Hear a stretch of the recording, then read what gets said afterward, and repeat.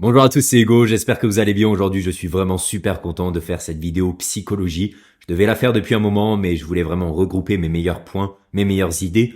Pour ceux qui ne le savent pas, j'ai commencé le trading fin 2018, donc maintenant ça fait 8 ans que je suis très actif sur les marchés. J'ai maintenant aussi de l'expérience en tant que formateur. Mes élèves ont fait énormément de résultats. Donc suivez bien la vidéo jusqu'au bout. Je vais vous donner mes 10 meilleurs conseils psycho, et je dirais même assez généraux, hors du technique, pour pouvoir réussir en trading. Le premier point, c'est de supprimer toute attente liée au trading.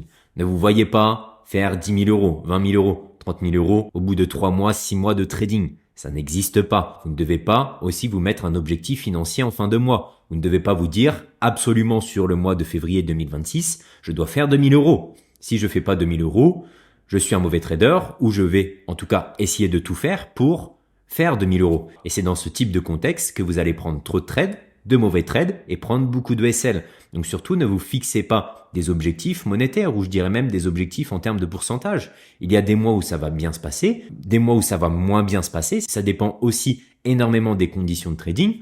Mais ne vous dites pas, bah tiens, chaque mois, je dois faire 10% sur mon compte personnel. Ça n'existe pas. Il y a des mois où vous allez faire bien plus car les conditions de trading le permettent. Et il y a des mois où vous allez faire bien moins ou vous serez en négatif. Mais surtout, ne forcez pas un objectif et surtout un objectif financier en fin de mois, sinon vous allez droit dans le mur. Pareil, pas besoin de trader tous les jours. Je sais que quand on commence, on pense tout de suite que plus de trades égale plus de résultats. Eh bien, je peux vous l'assurer, moins de trades égale plus de résultats. Ça peut paraître fou, mais moins vous en faites dans votre trading, je parle vraiment de passer des trades, pas dans l'apprentissage, plus vous aurez de résultats. Pourquoi? Parce que plus vous serez sélectif, plus vous aurez de meilleurs trades, meilleur votre win rate sera, meilleure votre psychologie sera, et donc vous aurez plus de résultats. Si vous prenez 20 trades par jour, est-ce que vous pouvez tenir ça sur le long terme? Vous allez aussi avoir énormément de SL. Vous allez passer 10 heures sur le graphique, et à la fin de la semaine, vous ne serez même pas rentable. Alors qu'avec 2-3 trades par semaine qui sont vraiment à très forte probabilité, vous allez passer très peu de temps sur le graphique, mais en ayant la bonne opportunité, vous aurez plus de chances de terminer la semaine en positif. Mais n'oubliez pas que même un A plus setup, donc une stratégie qui marche super bien, peut aussi faire SL. Ne vous dites pas avant de prendre chacun des trades, ah ben sur ce trade c'est certain que je vais faire TP. Vous voyez? Là, c'est tu traites tes émotions et pas ta stratégie. Quand je prends un trade, j'ai suivi mon plan, je suis rationnel. Maintenant, je clique sur le bouton. C'est le marché qui m'offre soit un SL, soit un BE, soit un TP. Mais ça a beau être le meilleur trade du monde, ce trade peut aussi faire SL. Donc vous voyez, ne vous mettez pas des attentes avant de lancer un trade. Sinon, si vous faites SL, vous allez sûrement être dans l'émotionnel et c'est là où arrivent les émotions négatives. Revenge trading, FOMO. Mince, j'avais le meilleur trade possible. Il est pas passé, vite que je rattrape ça. Vous voyez, on arrive directement dans l'émotionnel. Donc, je prends mon trade, je n'ai pas d'émotion. Même si c'est un très bon setup, il peut faire SL et de toute façon, je journalerai par la suite pour pouvoir m'améliorer. Le point 2, c'est justement, pense à l'apprentissage et non à l'argent. On ne se focalise pas sur les euros, mais sur les R. J'ai eu quelques élèves, ils étaient sur propre firme. Leur but, c'était de faire à chaque fois pile 2 000 euros à la fin du mois. Oui, mais que se passe-t-il si les conditions de trading sont mauvaises? Ça rejoint le point précédent. Que se passe-t-il si tu es sur une série du SL et que tu as 2 000 euros à faire à la fin du mois? Tu vas faire quoi? Tu vas forcer l'opportunité, prendre beaucoup plus de trades pour essayer de rattraper, mais la plupart du temps, tu vas ne faire que t'enfoncer et détruire littéralement ton compte. Donc ne vous focalisez pas sur les euros. Pareil, ne soyez pas omnibulé par l'argent. Soyez plus focalisé sur les R. Que vous faites 100 euros, 1000 euros ou 10 000 euros. On s'en fiche, c'est combien tu as fait de R par rapport à la taille de ton compte. C'est ça qui importe et non le fait que tu aies fait 5 000 euros, d'autant plus sur un petit capital. Donc c'est sûrement que tu as mis beaucoup de risques. Un trade perdant n'est pas un échec, c'est une leçon. Comme un trade gagnant est aussi un apprentissage. C'est pour ça que le journal de trading est obligatoire. Personnellement, dans mon académie, c'est une obligation. Comment voulez-vous apprendre de vos erreurs? Comment voulez-vous progresser si vous ne journalez pas? Le journal permet de savoir où je me suis trompé, pourquoi, comment je peux m'améliorer. Peut-être que si j'aurais mis mon SL à cet endroit, ce serait passé. Peut-être que si j'aurais attendu une confirmation sur mon H4, j'aurais sûrement fait TP. Vous voyez, ça permet d'avoir un retour sur son trade.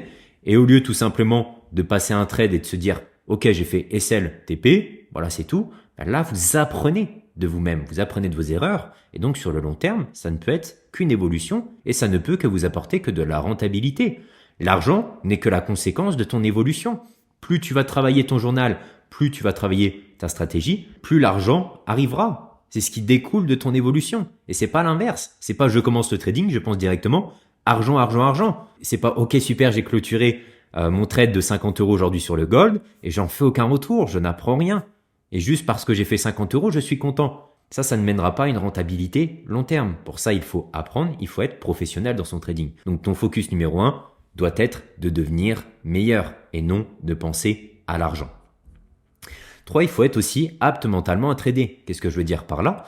Le trading n'est pas un jeu, c'est pour moi comme un sport de compétition. Vous avez derrière une performance à faire. Le trading, c'est une performance. C'est pour ça qu'il n'est pas possible de passer 10 heures sur le graphique chaque jour. Vous devez vous focaliser sur une kill zone, sur quelques actifs et vous devez faire la performance sur celui-ci. Pourquoi? Parce que le trading demande énormément de ressources mentales. Et dès lors que vous commencez à être fatigué, l'après-midi ou fin de journée, c'est là où vous allez sûrement commettre des erreurs, les émotions négatives vont arriver, et là ce sera la perte totale. Donc si vous avez très mal dormi, si vous avez des problèmes personnels, etc., évitez de trader la journée en question, voire même la semaine, si c'est des problèmes personnels. Autant laisser son compte FTMO dormir pendant quelques jours, quelques semaines, et reprendre quand j'aurai l'esprit clair. Ces jours-là, tu es dangereux pour ton propre compte. Avant de penser à gagner de l'argent, commence par éviter d'en perdre quand tu n'es pas dans les bonnes conditions. Donc pour revenir sur l'aspect professionnel, tout comme les meilleurs sportifs professionnels le font, ils ont une routine bien précise, ce qui est logique car ils ont une performance à faire. Vous devez vous dire exactement la même chose devant le graphique. Par exemple, juste avant de me connecter sur ma session, qu'est-ce que je vais faire? Je vais prendre un café, je vais mettre mon téléphone en mode avion pour être sûr de ne pas me déranger et pourquoi pas mettre un casque et je me focalise à 2000%. 4e point, protège ton capital par tous les moyens. Les meilleurs traders ne sont pas ceux qui gagnent le plus sur leur trade gagnant. Retenez bien ça, ce sont ceux qui perdent le moins sur leur trade perdant. Ne laisse jamais l'euphorie te pousser à augmenter le risque. Si par exemple tu enchaînes 2-3 TP à la suite, ne te dis pas je suis le meilleur, je vais mettre 5% de risque sur le prochain trade et là d'un coup tu perds tout. Comme lors d'une période de perte, ne crois pas au miracle. Tu as moins 5% sur ton compte et tu vois vraiment le trade parfait, la plus setup parfait. Tu te dis bah tiens je vais mettre 5% de risque. Si tu fais celle, tu tues encore plus ton compte. Donc fais les choses sérieusement, reste discipliné, garde un money management propre et sois constant et rattrape petit à petit la chose. Ça prend du temps, mais ça fait partie du processus. Encore une fois, tu n'es pas là pour faire de l'argent sur les premières semaines. Tu es là pour apprendre sur toi-même et améliorer ton trading. Si tu maîtrises tes pertes, les gains finiront par arriver naturellement. Point 5, chose très importante, tu es 100% responsable de ton trading. Les résultats arrivent le jour où tu deviens honnête avec toi-même. Je l'ai fait énormément de fois. Mes membres aussi le font. Si tu te promets de ne plus trader un actif, alors pourquoi tu es encore dessus le lendemain? À l'époque, j'ai tout essayé, AUDNZD, le crude oil, le DAX, etc. Et sur les actifs, à chaque fois où je prenais des SL et que j'étais pas rentable, le lendemain, je pensais voir une nouvelle opportunité et je le tradais à nouveau. Je n'étais pas responsable et honnête. Pourtant, la veille, je m'étais juré de ne plus jamais le trader. Et le changement doit commencer maintenant. Tu peux aussi, par exemple, trouver quelqu'un avec qui partager ton suivi. Donc, par exemple, vous partagez votre journal de trading. Si tu lui as dit que tu ne traderais plus le DAX, par exemple, ben normalement, tu dois plus avoir de trade sur le DAX. Et le fait de partager avec quelqu'un et le fait d'évoluer à deux, ça peut être une super solution. Ce que j'ai dit un petit peu au point numéro 1, plus tu es sélectif, plus tu gagnes. Tu n'as pas besoin d'une watchlist de 100 actifs. Quand j'ai commencé le trading, j'étais sur toutes les paires mineures, j'étais sur les paires majeures, j'étais sur les indices, j'étais sur les commodités, j'étais sur tout, en pensant que plus d'opportunités égale plus d'argent. Mais j'avais totalement faux. Retenez ce que je vous ai dit au début. On se focalise sur quelques actifs principaux, les actifs qui marchent le mieux pour nous, et on fait notre argent là-dessus. Donc oui, parfois, tu verras de beaux setups ailleurs et que tu vas louper des opportunités. Et c'est normal. Mais en étant sélectif, tu vas surtout aussi éviter énormément de mauvais trades. Car quand on loupe un trade sur un actif, on se dit « Waouh, dommage, j'aurais dû le garder dans ma watchlist, cet actif, ou j'aurais dû prendre le trade. » Oui, mais ton cerveau se focalise uniquement sur le trade que tu as loupé et non sur tous les trades précédents où tu aurais sûrement fait SL car l'actif ne te correspond pas ou les niveaux ne sont pas respectés sur cet actif. Vous voyez la subtilité? Donc concentre-toi sur les actifs, surtout avec le plus de volume et de liquidité, et surtout dans les concepts ICT où on cherche de belles réactions face à nos fair value gap, face à nos order blocks, face à nos prises de liquidité. Il faut donc énormément de volume pour que toutes les touches soient parfaites. Quels sont les actifs avec le plus de volume? Vous devez vous demander. Bien facile, Euro USD, Nasdaq, ES, toutes les paires majeures, Vous avez aussi le gold, etc., etc. Déjà, si vous êtes focalisé là-dessus, c'est là où, de toute façon, la plupart des traders ICT SMC ont le plus de résultats. Et enfin, la petite métaphore, le trading, c'est exactement comme la pêche, hein. Tu te poses et tu attends patiemment. Tu attends tout simplement d'avoir la bonne touche, le bon setup. Je patiente, c'est pas moi qui force l'opportunité. C'est pas moi qui vais courir après tous les poissons. Non, ils vont venir naturellement, comme vos setups. C'est exactement la même chose. Les pertes arrivent à tous. Même moi, même avec mon expérience, j'ai bien sûr aussi des pertes. Et ce n'est pas la perte qui compte, c'est ta réaction derrière. Vous aurez des pertes, mais c'est surtout votre réaction derrière qui compte. Si derrière tu veux te venger, si derrière tu veux augmenter ton risque et rattraper ce que tu as perdu, c'est là où tu vas tuer ton trading. Est-ce que tu penses sincèrement que c'est une ou deux pertes qui vont tuer ton trading? Non. Pense long terme. Visualise-toi à la fin de l'année. Ça, c'est très important. Une perte aujourd'hui ne signifie rien. Je sais que sur l'instant, là on est le mercredi 7 par exemple, je prends un SL. Je sais sur l'instant, sur ma journée en cours, ça fait mal. Mais qu'est-ce que sera le 7 au mois de décembre 2026, une fois que toute l'année sera passée? Comment je veux me visualiser? Je veux me visualiser à la fin de l'année avec cet état d'esprit de hedge fund où je suis froid, discipliné, professionnel. Et non dans le revenge trading, non dans le FOMO ou quoi que ce soit. Vous voyez? Je veux vraiment adopter cette mentalité de professionnel. Et justement, vous pouvez d'ailleurs faciliter ce travail avec un mentor pour copier son système. Si vous avez déjà une référence, un mentor qui a déjà fait les erreurs à votre place et qui vous les dit, et que en plus derrière tu accèdes à un système clair, structuré et éprouvé, avec des stratégies et des setups qui le rendent rentable lui et qui donnent un maximum de résultats à ses élèves, pourquoi toi tu ne serais pas rentable? Tu as tout un écosystème où tout le monde est rentable, pourquoi toi tu ne le serais pas? C'est pour ça qu'il est important de rejoindre un écosystème de réussite. Tu n'as plus besoin de chercher dans tous les sens. Pas besoin de chercher la stratégie magique, mécanique, etc.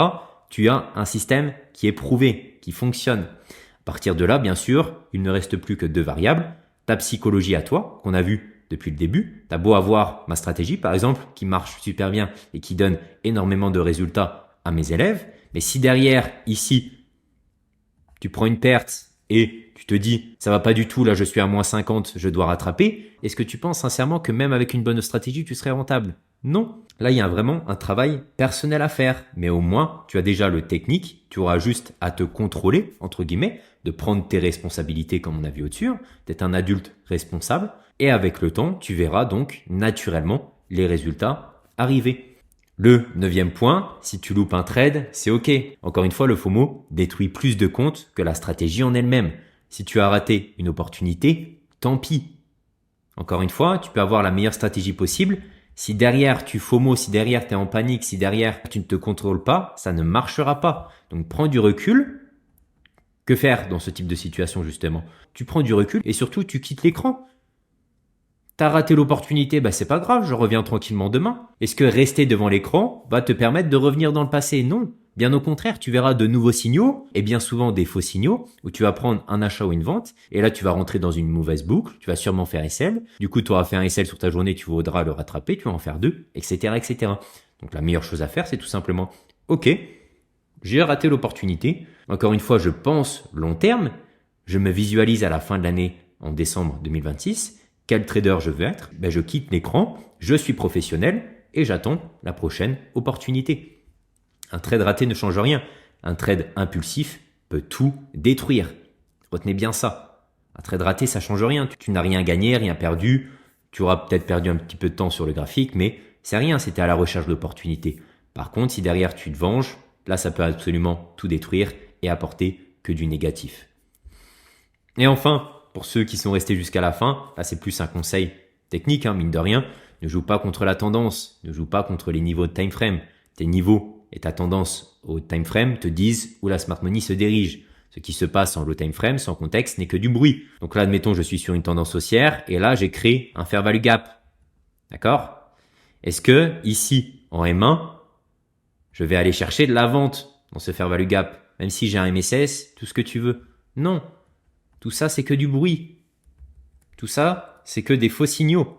Tu auras beau avoir des MSS en M1, des breakers ou tout ce que tu veux, ça ne va pas tenir car ta tendance principale est haussière et que tu es dans un niveau clé ici H4. Donc tu vas tout faire, toi, pour aller chercher de la hausse. Arrêtez de chercher les setups de retournement. On simplifie. Ici, on est sur une tendance haussière. On a BOS, sûrement l'haussienne de structure.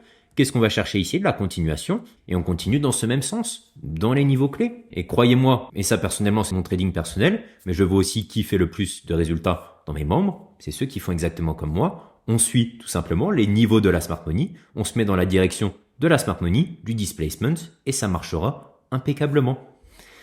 Donc on arrive sur la conclusion, et la conclusion est très bien. Le trading, ce n'est pas entrer partout, être actif, forcer les choses. Le trading, c'est attendre, filtrer, protéger, exécuter. Les amateurs, les débutants, et ça je le vois énormément et je l'ai été, on cherche l'adrénaline, la dopamine. Vite, je dois faire 60 € à la fin de la journée. Waouh, hier j'ai fait 200, aujourd'hui je vais viser 300. Mince, j'ai pris 3 SL sur le gold aujourd'hui, je vais relancer 3 trades en martingale pour essayer de rattraper tout ça. Et le journal de trading c'est bien beau, mais ça attendra. Avec cette mentalité, j'espère vous avoir fait passer le message à travers toute la vidéo, et je pense que vous le comprenez maintenant, ce sera impossible d'être rentable en trading. Ce sera impossible d'avoir des beaux résultats en trading. Vous devez être professionnel, chercher la constance. Je sélectionne les beaux setups. Je ne mets pas d'émotion sur mes trades. Si je suis émotionnel dans la journée parce que j'ai eu des problèmes hors de mon trading, est-ce que je vais sincèrement aller trader, passer des trades? Non, je préserve mon compte et j'attends le lendemain. Les professionnels cherchent la constance. On filtre les bons setups. On prend que des bons setups. Pas besoin de trader tous les jours. On prend les meilleurs actifs qui fonctionnent le mieux. On prend les meilleurs niveaux. On suit une tendance institutionnelle. On journal derrière. Vous voyez comment ça s'illumine? Comment ça paraît logique qu'avec tout ça, il y ait des résultats? Il faut suivre donc le bon chemin. Et la constance rapporte toujours. Donc j'espère sincèrement que cette vidéo va vous aider. Et surtout, appliquez-la. Je sais qu'on est sur YouTube. Je sais que la prise de notes n'est pas commune sur YouTube, mais revenez voir cette vidéo. Peut-être tous les jours, peut-être chaque semaine. Parce que si vous regardez une vidéo et que le lendemain vous vous surprenez à prendre 10 trades sur un actif que vous ne deviez plus trader, en plus que vous ne faites pas de votre journal, ça ne marchera pas sur le long terme. Donc vraiment, suivez à la lettre tout ce que je vous ai donné et j'espère sincèrement que cette vidéo vous a plu. À plus.